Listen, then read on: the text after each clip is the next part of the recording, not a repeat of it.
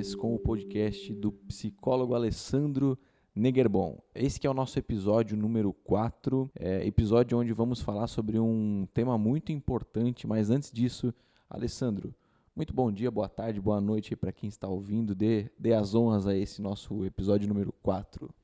Olá pessoal, é um prazer enorme estar aqui novamente gravando mais esse podcast, trazendo dessa vez um assunto que é de interesse de muitas pessoas e que gera muitas dúvidas também. Ao mesmo tempo que hoje já temos muita informação a respeito desse assunto, vamos falar hoje sobre ansiedade. Então, se você conhece alguém que tem ansiedade ou até mesmo você sofre com algum tipo de ansiedade, ouça esse podcast, eu tenho certeza que você vai conseguir aqui ter algumas informações que vão poder te ajudar nesse enfrentamento da ansiedade ou até mesmo poder ajudar alguém que passe por essa dificuldade. Muito bem, e Alessandro, vamos lá, para a gente começar bem esse episódio, vamos começar com a primeira pergunta. Por que é importante, cara? O porquê falar de ansiedade? Bom, hoje nós temos muito acesso à informação e cada vez mais a gente vê o quanto se fala de ansiedade. Né? É comum a gente ver hoje nas redes sociais, por exemplo, 5 passos para você se livrar da ansiedade, ou como lidar com a ansiedade, tem um método da cura da ansiedade. Então isso é até algo que já criou-se uma banalização sobre esse tema da ansiedade. Né? As pessoas hoje veem que existem muitas alternativas, estratégias de cura, de enfrentamento. Eu acho que é importante, quanto mais informação, mais conhecimento a gente tem, mais autoconhecimento a gente tem, ao mesmo tempo que a gente precisa saber filtrar essas informações que chegam até nós para buscar os caminhos mais assertivos e viáveis, através de um conhecimento técnico e científico também sobre o que é a ansiedade em meio a tudo isso que é dito, que está aí à disposição nos meios de comunicação. Então esse é um ponto, e também porque a ansiedade é sim um problema de saúde pública.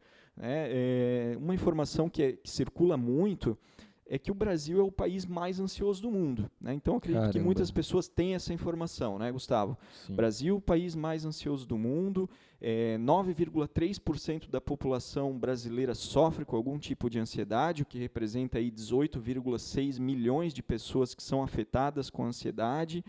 E cada vez mais a gente fala sobre esse assunto, a gente se depara com alguém que traz um relato de ansiedade, ou alguém que nunca teve, começa a apresentar um quadro ansioso, ou até mesmo uma crise de ansiedade, que eu vou falar também, que essa é uma dúvida recorrente.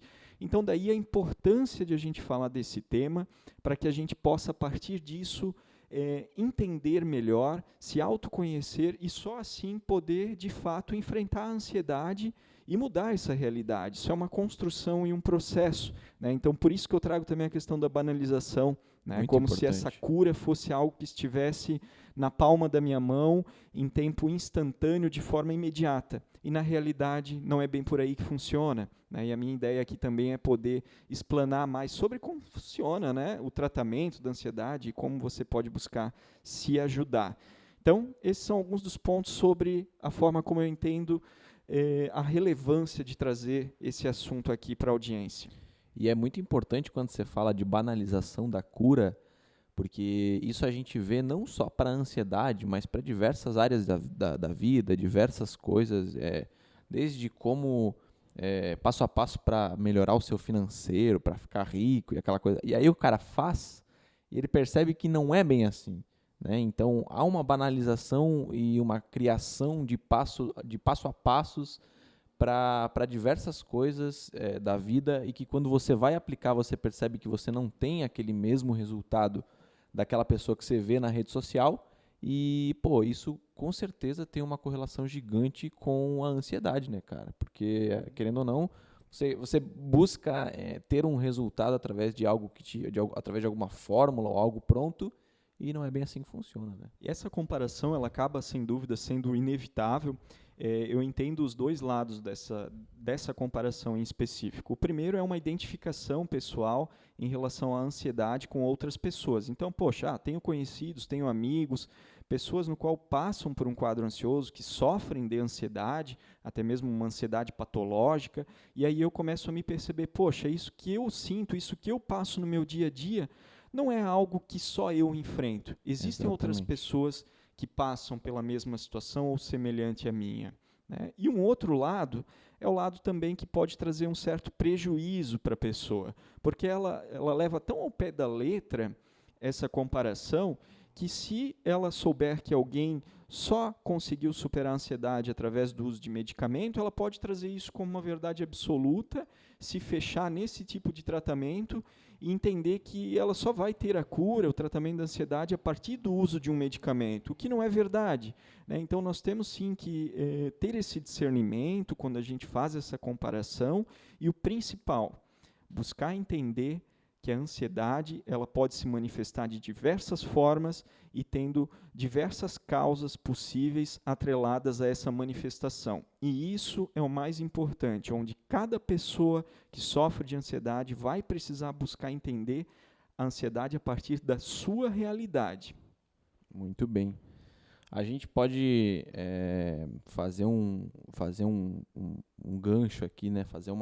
Emendar os assuntos aqui, porque justamente o próximo tópico que a gente tem separado é para tentar entender também quais as causas da ansiedade, né? Nesse contexto todo que a gente vem conversando, a gente sabe que não só essa banalização da cura pode ser uma causa da ansiedade, mas também várias outras coisas no nosso contexto, no nosso dia a dia.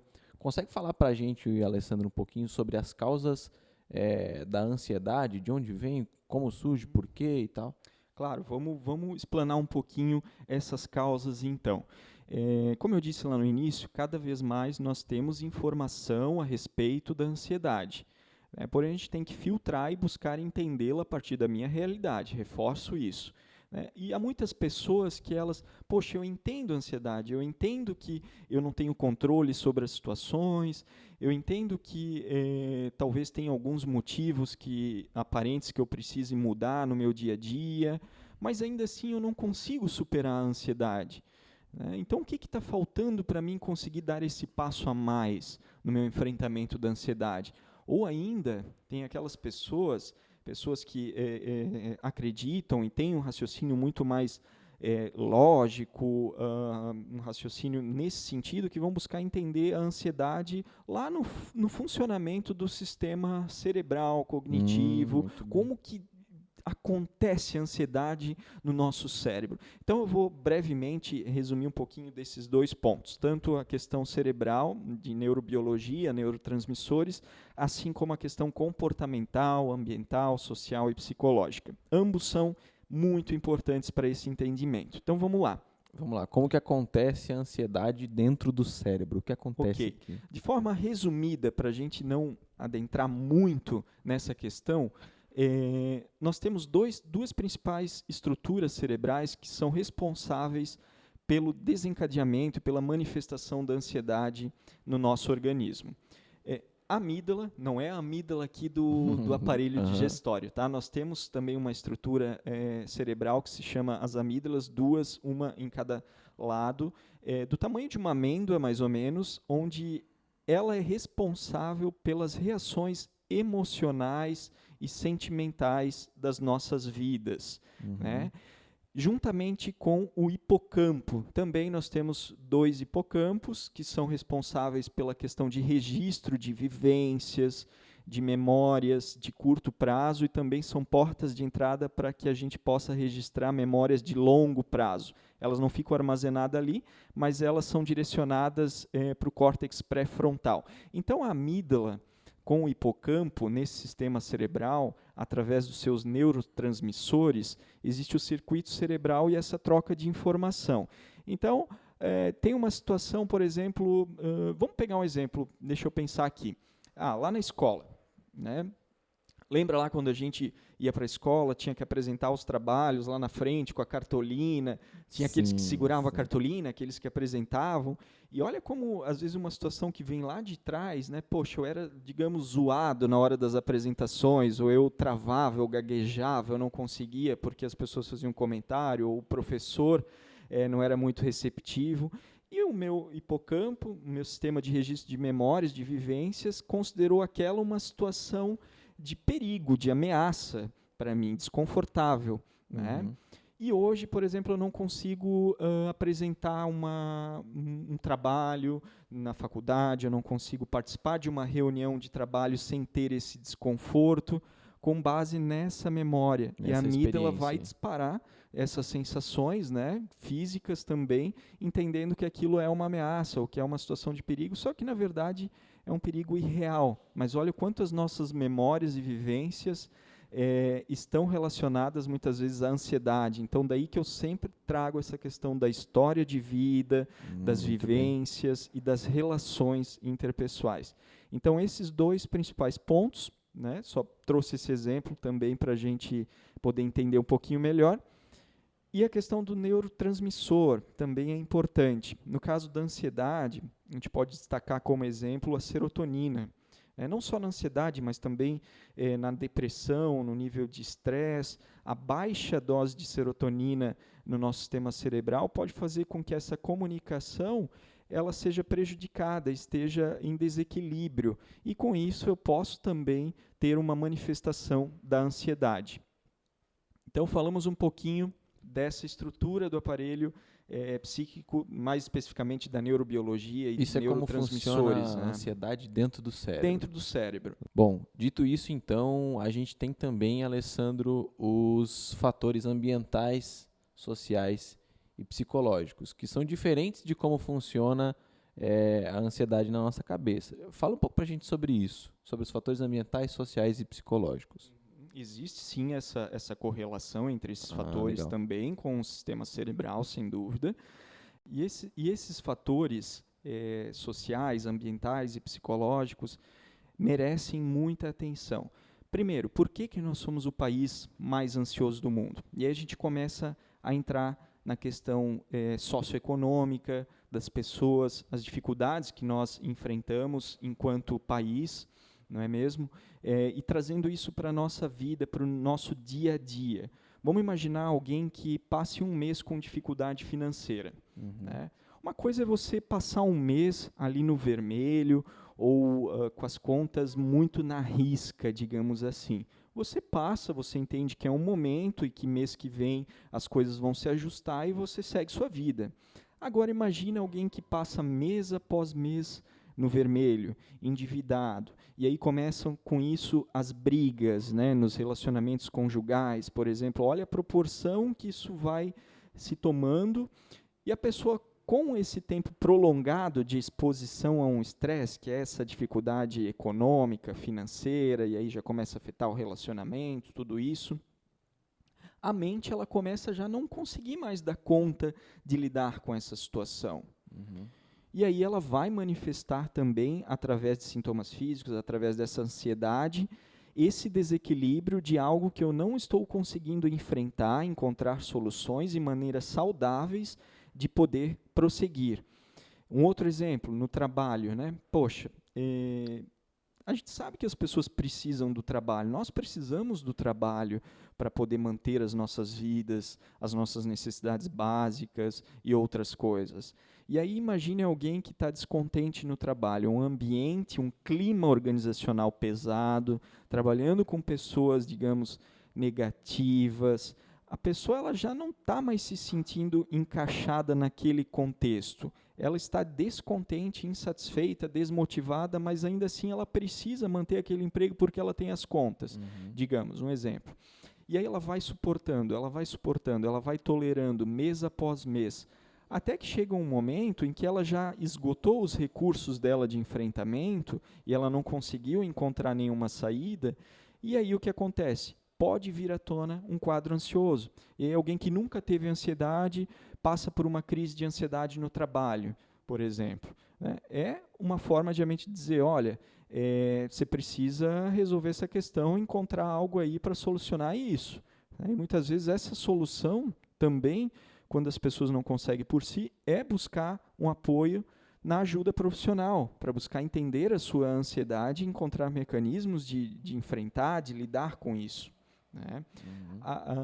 Ainda falando dessa crise de ansiedade, até para especificar mais, né, Gustavo, pessoal aí que está me ouvindo, essa é uma dúvida que eu tenho ouvido né, de muitos pacientes que eu atendo. Tá, eu não sei se eu posso denominar isso como uma crise de ansiedade, isso que aconteceu comigo. Eu vou chamar como crise de ansiedade, aí eles me falam. Mas eu não sei se é, né? Um exemplo. Crer. Então, acho que essa é uma dúvida e algo que é importante aqui ser esclarecido nessa nossa conversa aqui, pessoal. O que a gente pode entender, então, como uma crise de ansiedade, né? Principalmente, são manifestações físicas e psicológicas em decorrência desse quadro ansioso de uma maneira aguda. O que é isso? Então, eu vou ter determinadas crises onde elas vão atingir o pico, né, o grau mais elevado de manifestação desses sintomas. E, geralmente, elas atingem esse pico em até 10 minutos, e aí tende a ir normalizando depois, né? Mas o pico geralmente tende a ser nesse período. E o que acontece nessas crises de sintomas?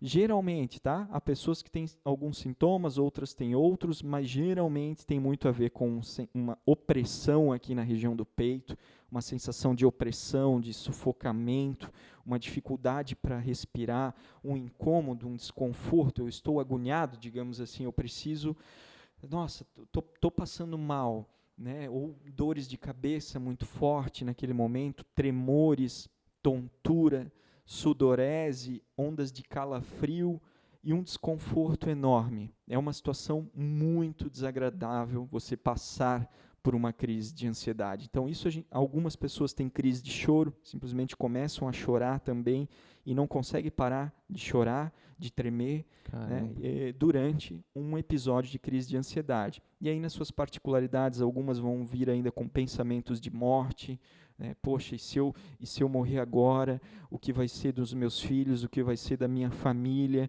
Ela começa já a criar todo um contexto no seu imaginário da pior situação possível. Não é incomum que muitas pessoas vão parar em um pronto-socorro, achando que estão infartando devido a essa opressão, essa dificuldade de respirar, né, formigamento, tremores. Então, esses são um pouco dos sintomas físicos da ansiedade durante uma crise, né? E psicológicos muito relacionados, então, a esse medo, a essa tensão, a essa preocupação de que algo ruim vai acontecer, ou um mal-estar, uma insegurança em relação a si mesmo. Então, esses são um pouquinho dos sintomas durante uma crise de ansiedade. São algo mais intenso, então, e agudo, né? Esses sintomas podem estar presentes de maneira mais branda durante o dia, para quem é ansioso, às vezes pega um pouquinho mais, mas a crise ela é sempre mais intensa e acompanhada desses sintomas físicos. Caramba, é bem intenso, né? Bem intenso. Bom, dito isso, então, Alessandro, gostaria que tu trouxesse para a gente algumas dicas de prevenção, promoção e tratamento sobre esse assunto que está tão presente nos nossos dias, né, nos dias de hoje, na sociedade e nas pessoas, que é a ansiedade, cara. Traz para a gente um pouquinho de algumas dicas de prevenção, enfim, como que a gente pode tratar isso.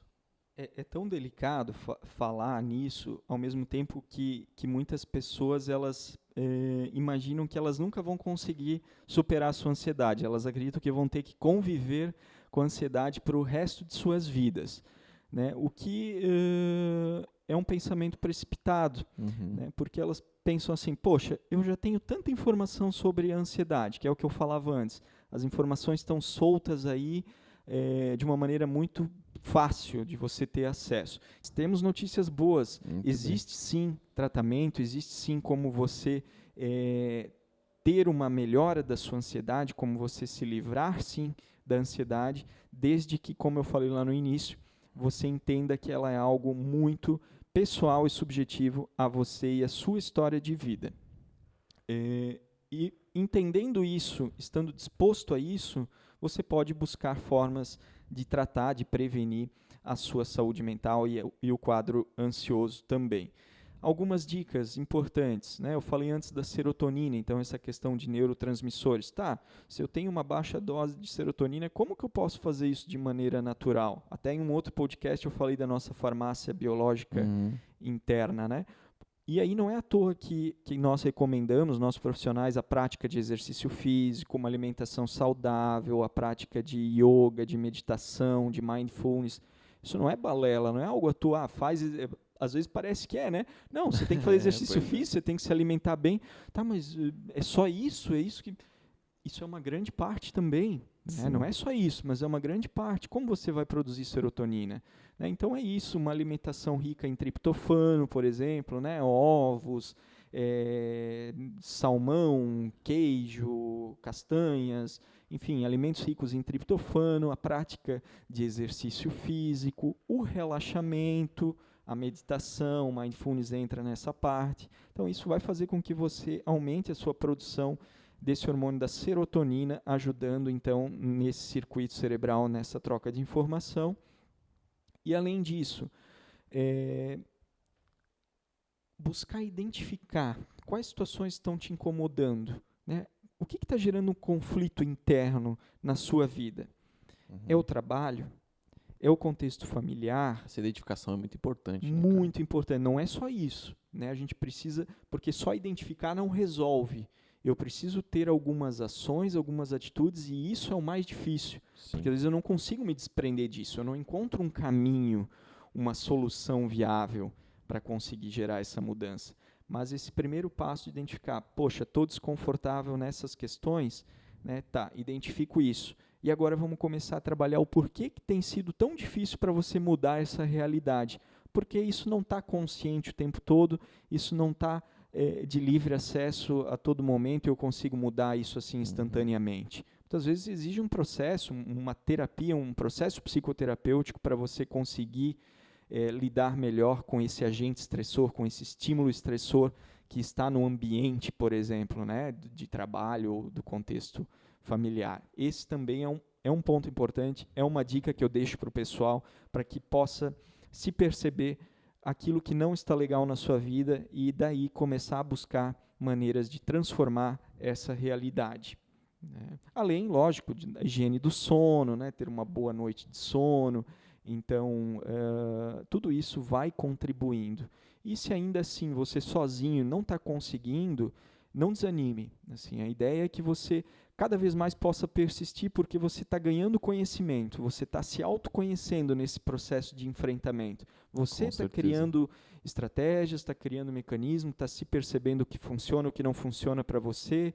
Então, às vezes, vem a frustração, mas não deixe ela tomar conta totalmente da sua vida, porque daqui a pouco você encontra uma estratégia que seja mais interessante para você, e se ainda assim não der certo, você pode sim, contar também com a psicoterapia, com essa ajuda profissional, para você passar por essa fase, por esse momento difícil de enfrentamento da ansiedade. Né? Seja ela uma ansiedade patológica, onde já tem um transtorno diagnosticado, um transtorno de pânico, um transtorno de fobia social, um transtorno de ansiedade generalizada, ou em casos ainda onde há uma ansiedade mais leve, mas que você já vem percebendo que está te trazendo prejuízo. Eu não consigo mais descansar, não consigo mais me desligar, não consigo mais curtir o momento presente.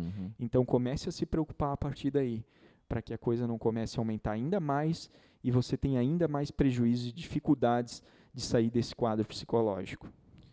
Muito bem, Alessandro. Assunto muito importante esse, vale muito a pena sempre bater nessa tecla, porque a ansiedade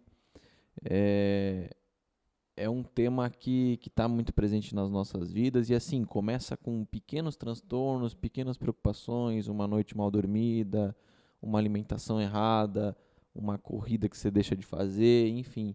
E aí quando você vê, isso vai acumulando, vai se tornando algo maior e chega nesse ponto. E justamente a gente está aqui, né, para que a gente consiga agregar algo na vida de quem está nos ouvindo, de quem está nos assistindo e que a gente consiga, de alguma maneira, ajudar essas pessoas a entenderem e prevenirem esse problema, né? Queres dar mais algum recado aí para a gente fechar? Como é que... Quer dar um obrigado aí para a galera? Só agradeço, sem dúvida, todo o pessoal que me acompanha de alguma forma e que se identifica um pouquinho com a minha fala, com isso que eu trago de conhecimento, no intuito de agregar e de ajudar as pessoas a partir da psicologia. Então, meu muito obrigado e permaneço à disposição de todos vocês para que a gente possa ir juntos, quem sabe, sanar outras dúvidas. Eu me coloco à disposição também aqui nas redes sociais. E um forte abraço e muito obrigado mais uma vez por me acompanhar e por estarem presentes. Muito bem. Você que está nos ouvindo no Spotify, siga psicólogo Alessandro Neguerbon, siga aí o nosso podcast. Você que está nos assistindo no YouTube também, inscreva-se no canal. Para você que segue a gente nas redes sociais, procura lá, @psicólogo Alessandro Neguerbon. Temos cortes desse podcast por lá também. E, Alessandro, obrigado aí por mais uma gravação, por confiar Valeu, Gustavo, muito obrigado. no trabalho. E fiquem ligados, porque em breve aí também lançaremos o episódio número 5. Mas, enquanto isso, fiquem com esse episódio sobre ansiedade. E lembrando que a gente tem mais 3, né, cara? Então, volta ali, ouve, assiste os nossos outros 3 episódios que estão bem legais e que, com certeza, vai agregar muito também para você. Obrigado, valeu, tchau, tchau, até Tchau, mais. pessoal.